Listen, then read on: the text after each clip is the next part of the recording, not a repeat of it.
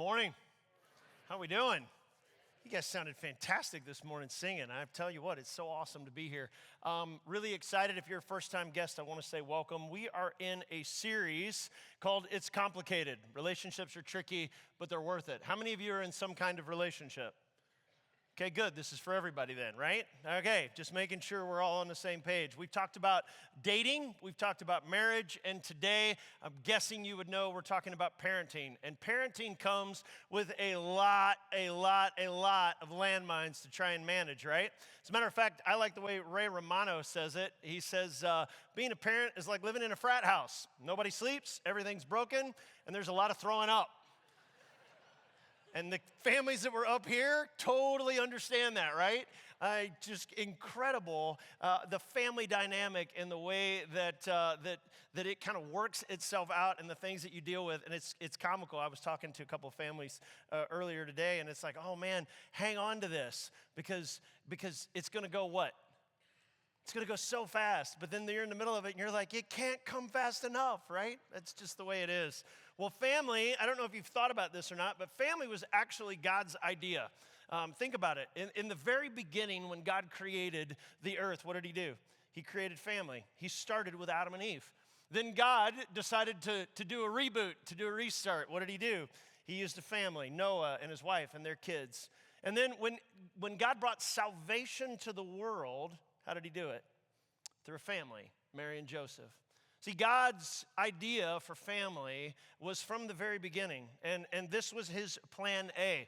It's a good idea, and all of us long to belong to a family. From the time that you're born, you're looking for a face, right? You're looking to be held. You're looking for affection. You're looking for to be a part of something. And see, what I love about being a person of faith is Jesus came to do exactly that, to allow us to be a part of a bigger family that will be together forever for eternity.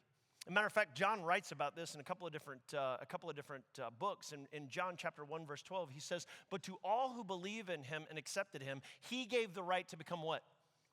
Children of God, right? And then a little bit later in the New Testament, in 1 John chapter 3, verse 1, he says, see how very much our Father loves us, for he calls us what? His children, and that is what we are. We are his children. And it's awesome to know that I am a much-loved child of God, that you are a much-loved and cherished child of God. Yet the family dynamic is unique. It comes with a whole bunch of challenges. I think we can all agree on that, and we all understand. For starters, you don't get to pick the personality of your kids. Wouldn't that be awesome?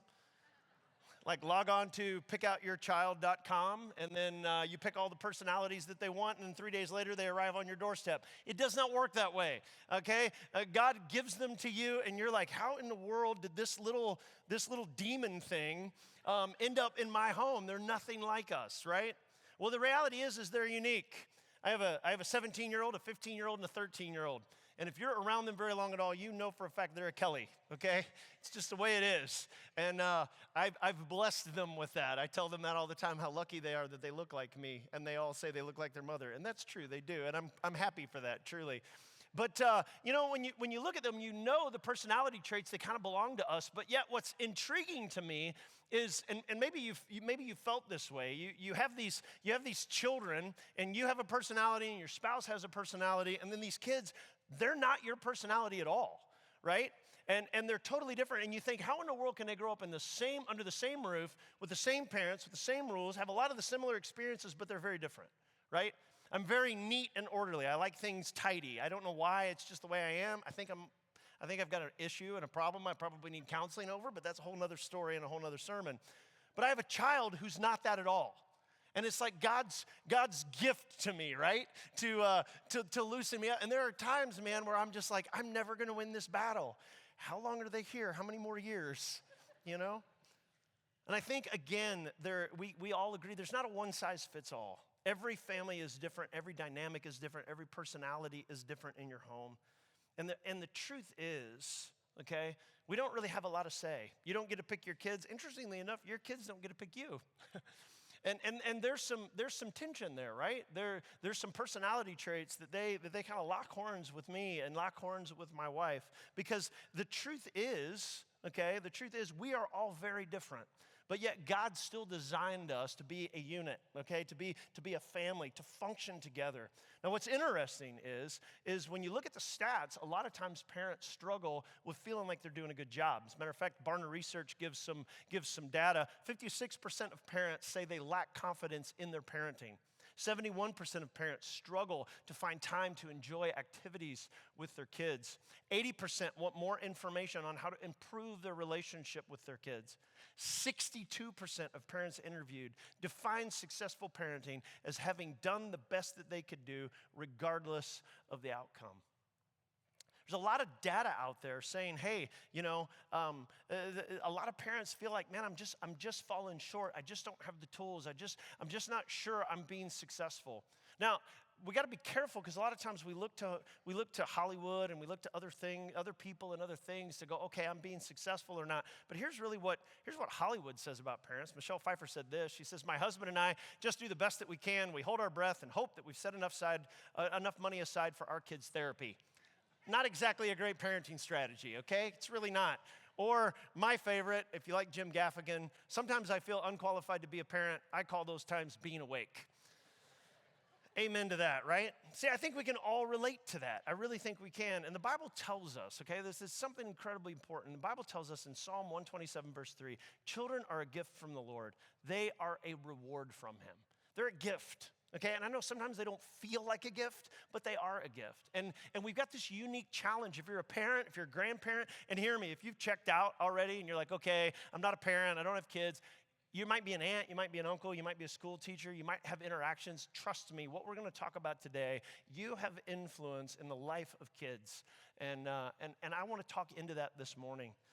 And I want us to know, even though there's a whole bunch of challenges, even though there's a whole bunch of difficulties, even though parenting can come with emotional pain, it can come with difficulties and struggles, there are some key things we can learn to be better parents, to be better grandparents, to be better family members, aunts and uncles. And listen, we're brought into this thing. We really didn't have a choice at some level, but God's got us there, and I don't believe that's by accident, okay?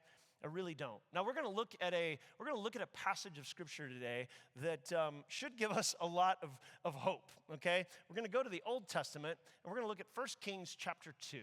Now in 1 Kings chapter 2, it's the story of David, and David was a great king, a great leader, but David, truthfully, his parenting was a little less than great, okay? And hopefully we can glean some wisdom from David's example. But more importantly, I think when I read this, it gives me hope, okay? That David, and I'm going to say this a couple of times this morning, and I'm going to remind you, the scriptures tells us that David is a man after God's own heart. And then you see some of his parenting, and you're thinking, how in the world did David land there? The truth is he landed there because parenting is not a perfect thing. There's no perfect recipe that if you do these things, you're going to get the perfect child, okay? So today I want to look at this example, and there's two things I hope that can help us. One is David's family dynamic is so messed up, it can't help but make you think you're doing an okay job. You're going to feel that today. And secondly, it provides us with a framework of understanding about what winning looks like when it comes to being a parent. Because I think sometimes we set the win at the wrong area. We pick the wrong thing to think, okay, we're winning in this area. So I want to kind of push into that this morning and hopefully give you some things to think about. Now again, David had moments of greatness. He was valiant. He was a warrior on the battlefield. He had done a lot of great things for God's kingdom. And yet when it comes to parenting, he struggled a little bit. And I want to talk through that. So I want to give a little bit of context to this. David is on his deathbed. He knows that his time on earth is coming to a close, and he calls his son Solomon to his bedside. And he wants to give Solomon some wisdom. And it's one of those moments, you know, in the movies, if you're a movie guy or a movie gal, where you're like, oh, there's going to be this incredible wisdom being bestowed and passed on. And that's kind of how it starts, and then it takes this weird, hairy left turn, and it gets incredibly interesting. And we're going to kind of dissect that this morning. So David starts out, if you're following, it's chapter 2, verses 2 through 4. I am going where everyone on earth must someday go. Take courage and be a man, he says to Solomon. Observe the requirements of the Lord your God and follow all of his ways. Keep the decrees and commands and regulations and laws written in the law of Moses so that you will be successful in all you do and wherever you go. If you do this, then the Lord will keep his promise that he made to me. And he told me, if your descendants live as they should and follow me faithfully with all of their heart and soul, one of them will always sit on the throne of Israel. One of them will always sit on the throne of Israel. So far, it sounds like a pretty good talk, right? Dad kind of saying, hey, be the man that you've been called to do, follow the laws. And then verse 4, he kind of gets into some stuff, and you're like, okay, where's maybe this coming from? Which is this right here. Keep the promises that I made, okay? And if your descendants live as they should and they follow, then one of us will sit on the throne. It's almost like he's sort of leaning in going, Solomon, I might not have done the best job in the world, and you're kind of my only hope. You're the guy that I need to maybe clean up this mess a little bit. I need you to know that maybe I've broke a few things along the way, but God's given us a promise, and I really want to make sure that my family and my heritage and my line still stays on the throne. So make sure you're faithful to these things. And then in verse 5, David's convo takes a very odd and weird turn. Okay, you ready for this?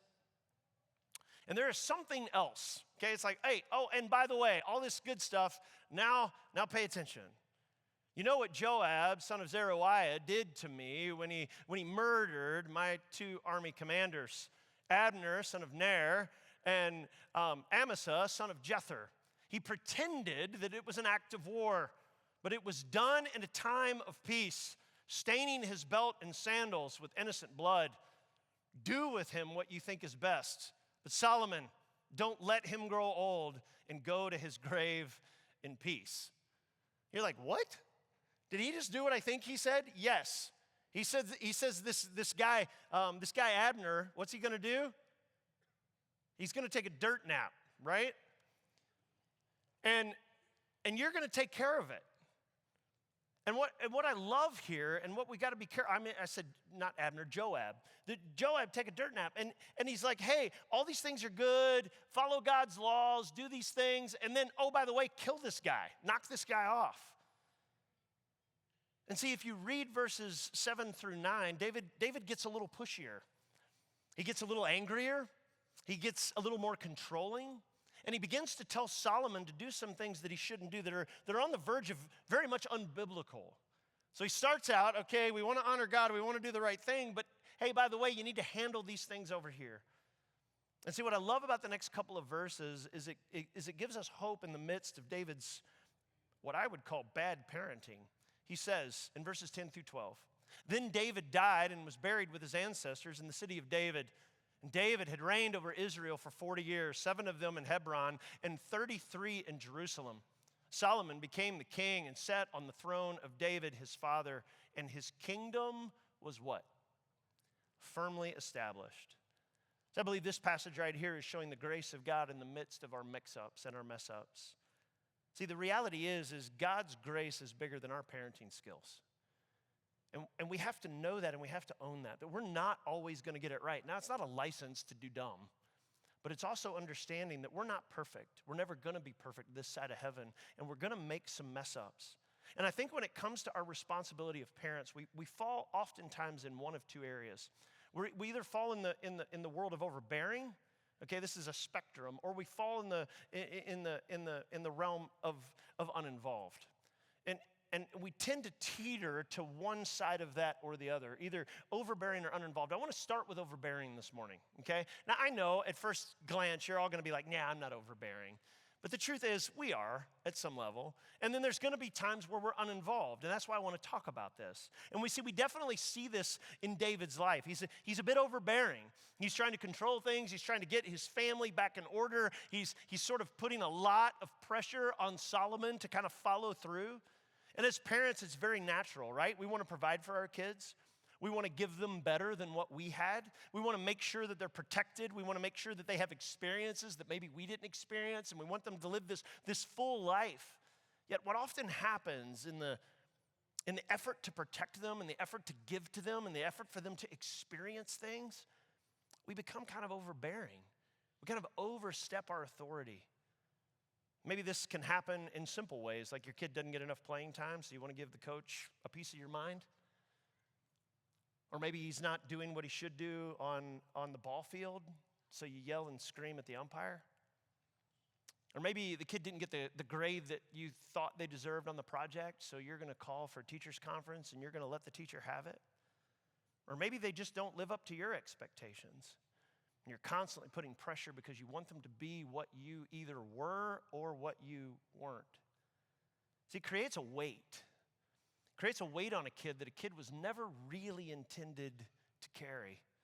See, many times as parents, it's easy for us to put on our kids what they're doing and put it in the center of our lives, okay? And that becomes the focal point.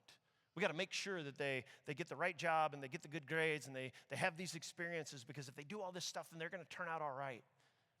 And the Bible warns, because the Bible says that's worship. And we end up worshiping our kids. And again, I know we think automatically, no, I don't do that because, well, I don't bow down. I don't worship my kids. Hear me. Worship in its purest definition is simply this, is anything that you've centered your attention and your affection on. And can we just all be honest? We've all done that, right? We've all centered our attention too much. We've put too much focus. And see, being overbearing can come out in a variety of different ways. And you got to be really, really careful. I was a competitive athlete when I was in high school, and you know, you have kids and you think, oh, they're going to be athletes. And I played basketball, and my wife, I'll never forget my wife asking me one day. She says, "Are you going to be okay if our kids don't play basketball?" And in the back of my mind, I thought, no. You know, right? Because why? It's a sport I know, I get to spend time with them, get to do all this stuff. But then the reality is I had to wrestle with that. And I finally just landed as a parent. You know what? I just want them to enjoy whatever it is that they find. And I tell my kids that all the time. It doesn't matter if you win or lose. It matters if you have fun. Go have fun. Now I'm going to tell you, winning's more fun than losing. Okay? Truthful. But have fun. Because I cannot project that on you. See, overbearing can come in a lot of different ways. My son, 17 years old, he was learning to drive a year ago, and I learned something about driving. When kids are learning to drive, their goal is just to keep the car between those two lines. That's it. They don't see anything else, just those two lines. And I'm a little bit of a rocket ship. I can go from 0 to 100 pretty fast, if you know me. Okay, and I'm out with our son. I'm driving. I'm trying to show him some things, trying to teach him some things, and we're practicing right-hand turns. Okay, he was struggling a little bit, so I just said, let's just take the afternoon and go drive around. I don't care if we drive 300 miles, it'll just be a lot of right-hand turns in 300 miles. So we're practicing right turns. Well, we needed to turn around to get back to where we were going because the next right turn was going to be a ways away. So I said, hey, hang a left up here. We'll turn around and we'll go back, which will be another right turn, okay? And he's driving, and he makes mention to me. He says, Dad, there's a car following behind us. I'm like, it's okay. I said, turn on your turn signal. So he does, and the next thing I know, he makes a left-hand turn in front of an oncoming car. Now, again, that 0 to 100, I about came out of my skin, okay? And I'm like, what in the world are you doing? Like, I almost died. It was my side, okay? His side, I might not have been as stressed, but I was a little more stressed on my side, right? And he puts it in park, and I just begin to explain in a not kind fatherly way all the things that could go wrong, okay? We were seconds from boom. And then he tells me, okay, I said, what in the world were you doing? And he goes, Dad, I didn't see it at all. I was looking in the rear view mirror. I'm like, you made a left-hand turn looking in the rear view mirror? Like, what?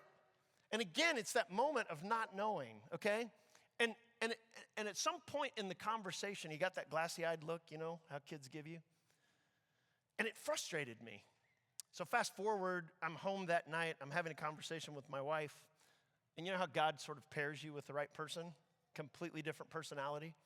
I'm explaining, and I'm like, he's just looking at me with this glassy-eyed look. And she said, Sean, she said, all he wants to do is make you proud. So he just shut down. See, overbearing can show up in a lot of different ways. And you know what? I had to look at her and say the most painful thing any husband has to say to his wife. You're right. Gah! But see, it's true. See, overbearing can show up in a multitude of ways. And hear me, I wish I only had one story, but I have lots of them. And I'm sure you do too. And we gotta manage it, and we gotta be careful. See, I don't know if this relates to you or not, but I almost found it easier to be a really good dad when my kids were little. Hey, Sean, one of the kids pooped. Great, I can clean it up. Let's go. Come on. Put on the rubber gloves. Hazmat gloves for me.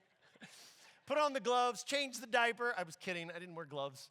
Just used a lot of soap when I was done. Put on the diaper, get them ready. Hey, Sean, they're hungry. I can feed them. Hey, can you burp them? Can you stay up at night? So I could do all of those things. Like, man, I felt like I was winning. And then something happened. They started getting opinions, right?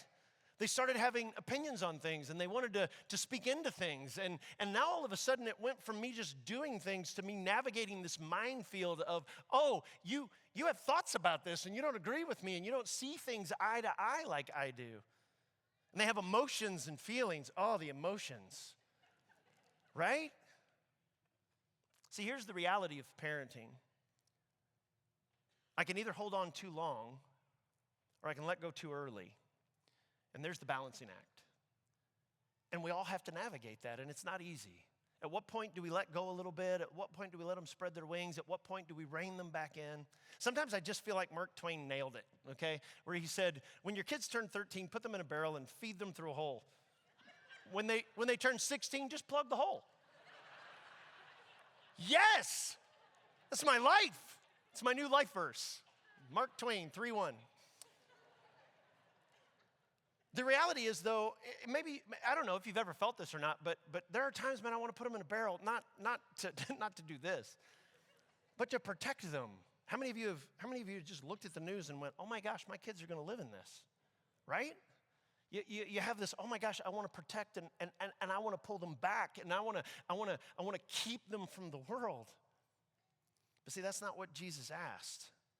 See, the goal of parenting is not to keep our kids small and keep them held back and keep them dependent on us. The goal of parenting is to prepare this child to be all that God prepared and called them to be, not what we want them to be.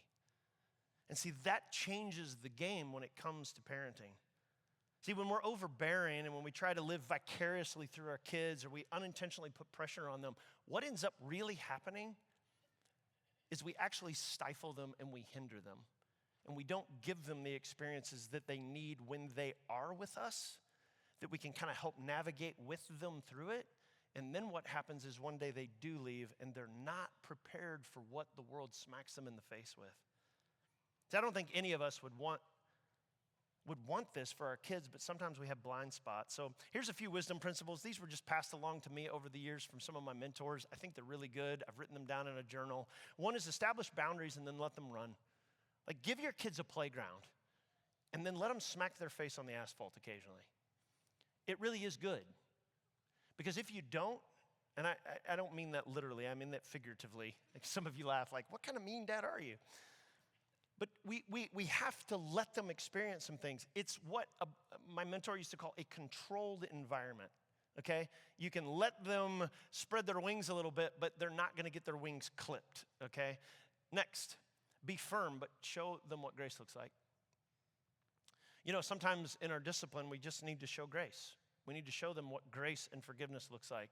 And sometimes I use these as teaching moments to be able to demonstrate and to show them that, hey, even in our mess ups, God still loves me and I still love you. So I'm going to show you a little grace here and what that looks like, because I think that's a great teaching moment. Don't bail them out every time. That's some of the best advice my dad said. I used to let the leash out, so to speak, and I just would let you suffer a little bit. And I was a little bit of a troublemaker when I was in high school, and I needed those moments. Had he protected me, I don't know that I would have learned the lessons that I needed to learn. And last, model for them what you want to see from them. If you want to see something in them, don't just tell them, but model it for them. And do your best, and then work through with them when you don't model it so well. Because I think sometimes that's important. A long time ago, Corey and I agreed that these 3 kids running around our house, they're really not ours. They're on loan. God is giving us our children on loan. And if we're lucky, we'll have them 18, hopefully no more than 24 years, right? But in the grand scheme of life, that's not a lot of time. And we have to raise them and we have to prepare them to live in a world. And if we're not careful, being overbearing can stifle them. Now, I think for some of you, you're talking about overbearing. You're like, nope, that's not me at all. I get it. So let's go the other way. Let's go to the other end of the spectrum and talk about uninvolved. Because I think we've all been there as well. I know sometimes I've been checked out and uninvolved because I've got a million other things on my plate. And we see this in the life of David.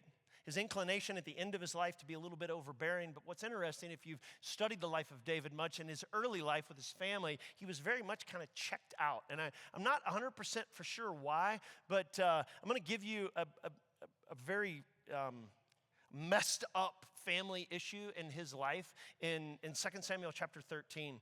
And for today, I'm going to keep it PG. Some of you are going to want to read this. You're going to be like, PG, what's he talking about? If you're not familiar with the story. But the long story short, David has a daughter named Tamar. And she has a half-brother, one of David's other sons named Amnon. And he becomes infatuated with his half-sister. And he ends up forcing himself on her. And her brother Absalom becomes enraged when he finds out. Now, in all of this, David's not really doing much. So Absalom goes on the warpath and begins to basically rip apart his entire family and ends up killing his half-brother Amnon. And all of it because David doesn't do anything. David seems kind of distant when you read that. I mean, you're reading this in this chapter and you're going, why isn't he engaging? Like what? Why isn't a dad coming to the rescue of his daughter? And you can't help but wonder, does it maybe hit too close to home, where he's thinking back in his earlier life when he manipulates with Bathsheba? You know the story, right? He sees her naked. He calls her to his palace. He ends up getting her pregnant. He tries to hide it by getting his number one soldier, her husband, to come home, right, and sleep together. But he doesn't do it because he's a loyal soldier. So he ends up having to have his loyal soldier killed. And then he brings Bathsheba home. Maybe in his mind he thinks, man, I just can't. Who am I to intervene? My kids know about my mess ups. My kids know about my mistakes. And see, it's ironic and tragic that David had all these incredible victories on the battlefield. He was an incredible warrior, an incredible leader, but oftentimes at home, he just stayed unengaged and uninvolved. See, if he only fought as fiercely and courageously for his daughter as he did Goliath, how different that story might have been. Maybe for you right now as a parent, your challenge is that maybe you're not all that involved in your child's life. And maybe some of the reasons are valid. Maybe the truth is it's really crazy at work right now. Maybe you're separated or divorced and you don't have your child as often as you would like. I understand that. And maybe you just have this overriding sort of inside feeling of inadequacy due to maybe some past failures or mistakes that you've made, and you're sort of bringing that into your parenting. So you find yourself kind of being checked out. I found this study. I actually had a conversation with my daughter. It says that it revealed that 4% of teenage girls in America feel that they can safely approach their fathers to have a serious conversation about a serious issue in their life. Only 4%.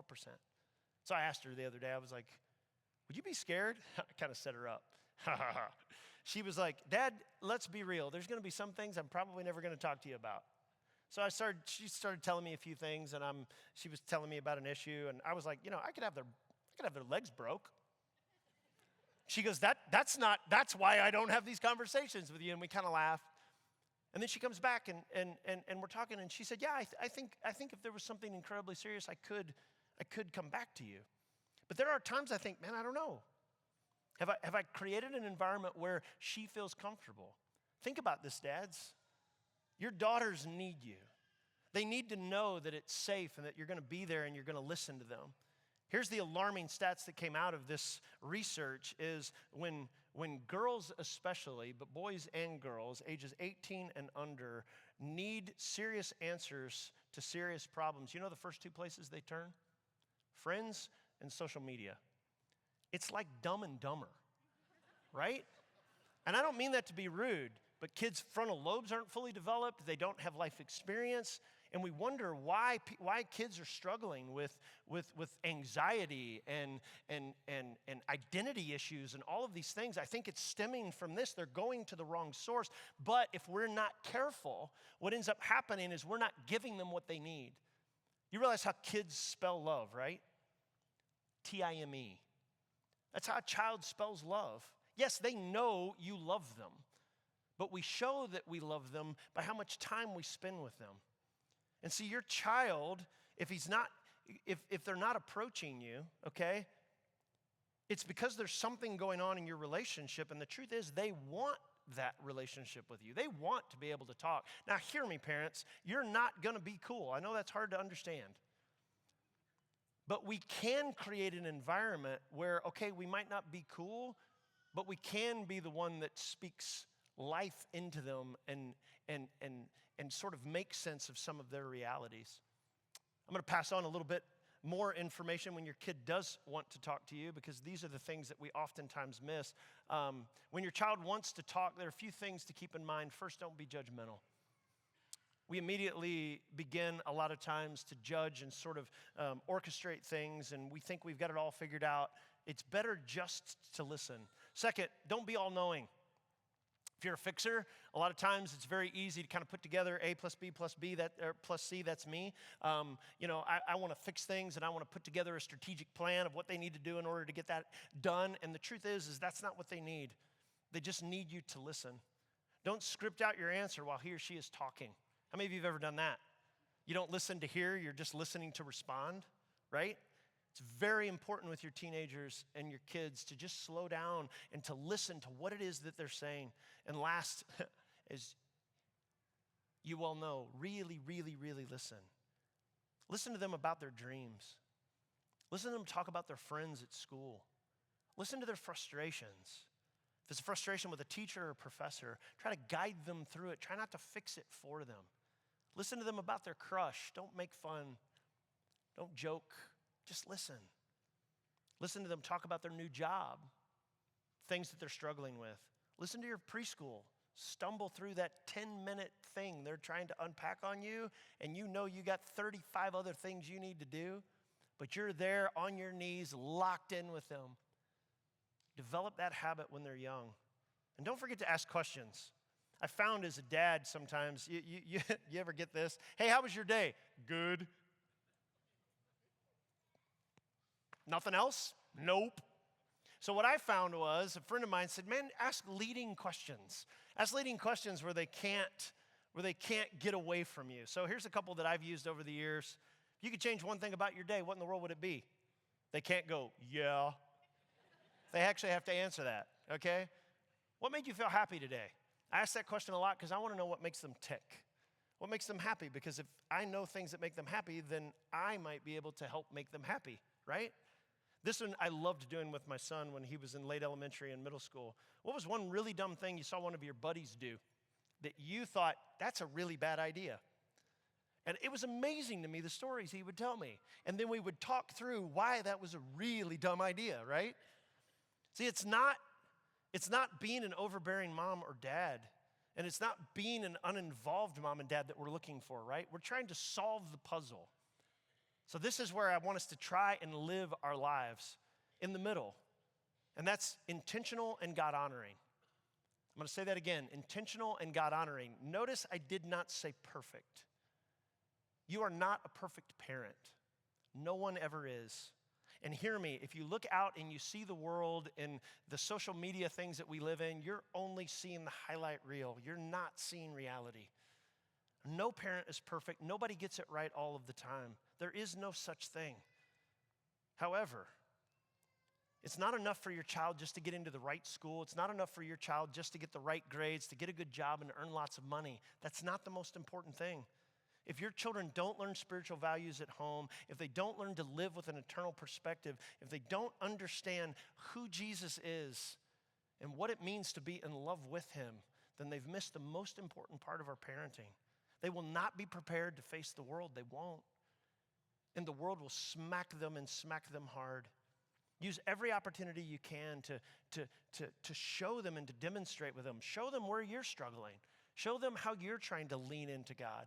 See, the reality is in Proverbs chapter 22, verse 6, it says, start your children off in the way that they should go, and even when they are old, they will not turn from it. But we have to be intentional with that. It's not just going to happen because you bring them to church, right? We have to create these rhythms. We talked about this in the Note to Self series. We got to create rhythms for our kids. See, your kids will get more out of you having spiritual conversations with them, even if you don't have the right answers. Even if you don't have all of the right solves, they'll get more out of that than they ever will listening to 5 or 10 years worth of sermons from me or anybody else that graces this stage. So I want to offer a word of encouragement to you. I know you're busy. Hear me. I know all of us are busy. That's kind of our lean in word these days. But we've got to find time to slow down. And you can do it even in the busy. You can find those moments if you're intentional to have these conversations, and it can be done. See, the most pivotal moment in Israel's history was when Moses was about to leave this earth.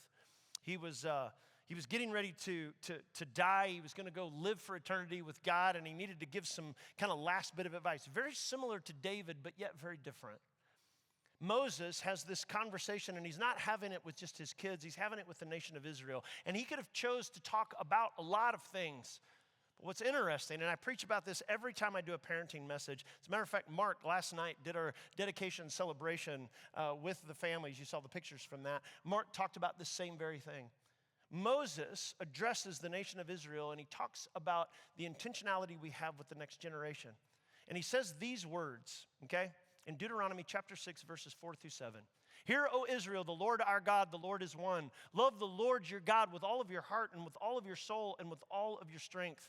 These commandments that I give you today are to be on your heart. Impress them on your children.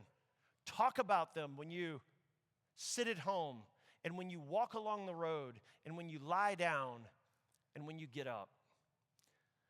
What Moses is showing here, if we slow down and we look, there are some rhythms that we have in our lives, okay? When we sit at home, when we walk along the road, when we lie down, and when we get up, that we can kind of engage with our kids. Doesn't mean we're not going to not be busy. It doesn't mean we have to stop everything we're doing, but it's intentional with the time that we have. So the first one I want to talk about is mealtime, when you sit at home. How many of you have meals with your family at home if you have kids? Incredibly important. My kids are a little bit older. They're driving now. They have late practice because they swim competitively, so they come late. A lot of times we have late dinners. It's just one of those things that we do. You realize that a study was done, 40% of families in America eat with their children 3 or less times a week. 40%. 10% do not eat with their children at all. Meaning at a dinner table in their home where they're having in-depth conversation, they're jamming burgers down their throats going to the next thing. So make sure that you slow down and you make dinner time intentional. There are nights we have dinner at 8:30 at night, 9 o'clock some nights. Why? Because it's their schedule and it's the way that works, and we're going to make sure that we connect with them. The next one is when you walk along the road, drive time. How many of you spend time in your car with your kids?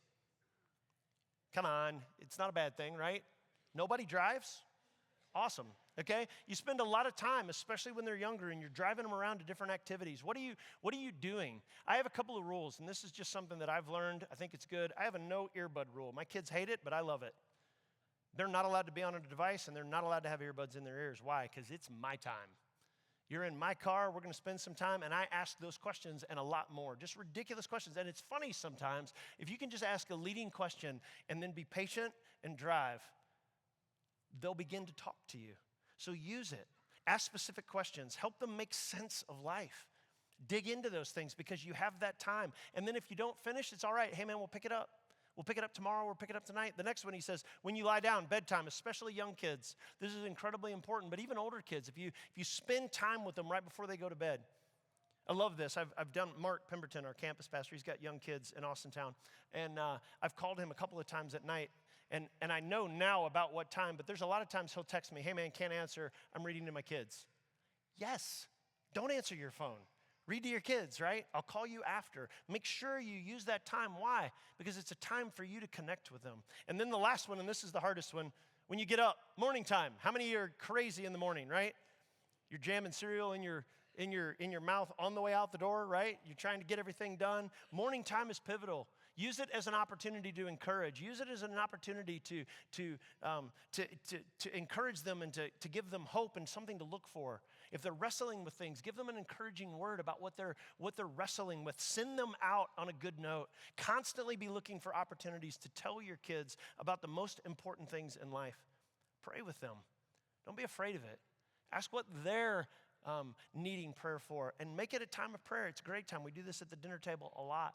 Why? Because we want to know what they're wrestling with so we can then ask those leading questions down the road and talk with them. Hear me, I think we all want to be successful parents, right?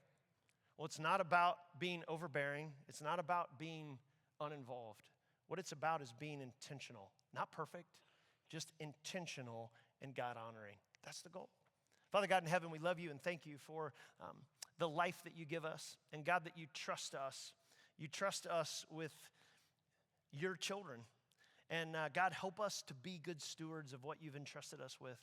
Help us to be good parents. Help us to slow down and to see the kids that we have, not to just get them the perfect job or they have the perfect grades or they have the perfect career, but God, that we lead them to understand and know who you are and how much they are loved by you and how much they can get through life walking with you. So God, help us to do that. Help us to be focused on being the best intentional and God-honoring parents that we can be. And God, we know we're going to mess up, so be there with us. Put people around us to help us and guide us, but also help us lean into you so you can share with us what we need to continue to do. Lord, we love you and we praise you and we thank you for all that you do and the gift that you give us and our kids, and help us to cherish every moment. In Christ Jesus' name I pray, amen.